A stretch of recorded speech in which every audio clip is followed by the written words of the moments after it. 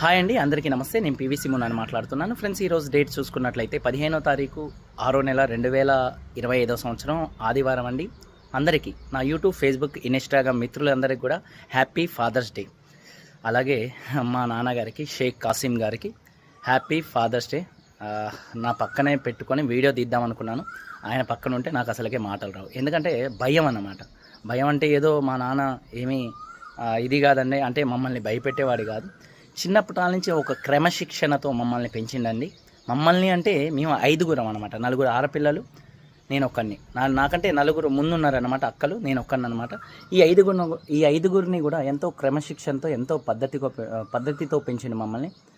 10 మందికి ఎటువంటి మాటలు, 10 మందితో ఎలా మాట్లాడాలా, 10 మందికి ఎలా గౌరవం ఇవ్వాలా, సమాజంలో ఎలా తిరగాల అని ప్రతి ఒక్కటి కూడా చిన్నప్పటి నుంచి ఆయన చెప్పుకుంటూ వచ్చిండు. ఈరోజు మేము 5గురం కూడా అంతే తలెత్తుకొని పలానా కాసిం పిల్లలు అంటే షబాస్ అనేటట్టుగా అయితే మేమైతే నడుస్తున్నామండి సమాజంలో. ఇంతవరకు మేము 5గురం కూడా ఆయన తలదించుకునే పని అయితే ఎప్పుడూ చేయలేదు, చెయ్యబోము కూడా ఇక ముందు కూడా. ఇంత మంచి లైఫ్ని ఇచ్చినటువంటి మా తండ్రి గారు, ఆయన ఈ ఇల్లు సంపాదించిందంటే ఇది ఇల్లు సంపాదించి నాకు ఇచ్చిండు. ఇక ఆయన మాకు ఇచ్చిందంటూ ఈ ఇల్లు తప్పితే ఇక వేరేదైతే ఏమీ లేదు. కాకపోతే పాపం ఆయన కూడా ఎంతో పేద ఫ్యామిలీ నుంచి, పేద కుటుంబం నుంచి వచ్చి ఆయనకంటూ ఒక పేరు ఉండాలని మా ఊర్లో చాలా కష్టపడ్డాడు. మా 5గురిని పెంచడం అంటే మామూలు విషయం కాదు.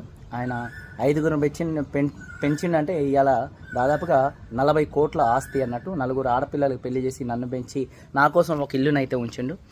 ఇక ఆయన నాకు ఏది ఇచ్చిండు అన్నది కాదు, ఆయనకి నేనేమిచ్చాను, ఆయన గౌరవం తలదించుకునే ప్రయత్నం చేయకుండా నేను సమాజంలో బతుకుతున్నాను. నాకు ఎలా బతకాలనేది క్రమశిక్షణ అన్నీ పని కూడా నేర్పించిందండి. ఒకప్పుడు చిన్నప్పుడు మాకు షాప్ ఉండే అనమాట. షాప్కి వెళ్తానికి ఇష్టపడే వాళ్ళం కాదు. ఆయన ప్రతిరోజు షాపుకు తీసుకెళ్ళి అలవాటు చేసి ప్రజలతో ఎలా మాట్లాడాలా, ఏంది అది అనేది మొత్తం దగ్గరుండి నేర్పినటువంటి మా తండ్రి. ఇవాళ అది నాకు బిజినెస్లో అయితే ఉపయోగపడుతుంది. చిన్నప్పుడు కొడితే ఏంది మా నాన్న కొట్టేవాడని కోప్పడేవాడిని. ఆ రోజు మమ్మల్ని ఎందుకు కొట్టిండే అనేది ఇప్పుడు అర్థమవుతుంది అనమాట. ఈ మరో జన్మ అంటూ ఉంటే నాకు ఇటువంటి తండ్రి షేక్ కాసిం గారే కావాలని మనస్ఫూర్తిగా అయితే కోరుకుంటున్నానండి.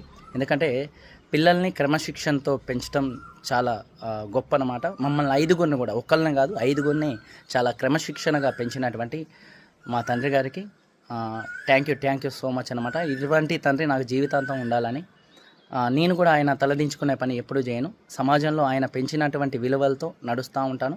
ఎక్కువ మాట్లాడదామన్నా కూడా వీడియో లెంత్ అవుతుంది. అందరికీ హ్యాపీ ఫాదర్స్ డే. జై హింద్.